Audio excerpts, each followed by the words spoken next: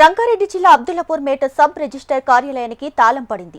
40 నెలలుగా sub register కార్యాలయం ఉన్న భవనానికి ప్రభుత్వం అద్దె చెల్లించలేదు. ఇదే విషయమై జిల్లా రిజిస్టర్కి పలుమార్లు ఫిర్యాదు చేసినా పట్టించుకోలేదు.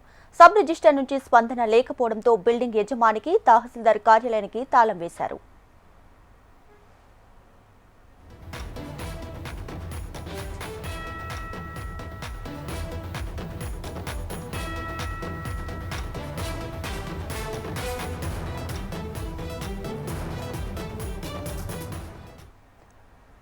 రంగారెడ్డి జిల్లా అబ్దుల్లాపూర్ మేట సబ్ రిజిస్టర్ కార్యాలయానికి తాళం పడింది. 40 నెలలుగా సబ్ రిజిస్టర్ కార్యాలయం ఉన్న భవనానికి ప్రభుత్వం అద్దె చెల్లించలేదు.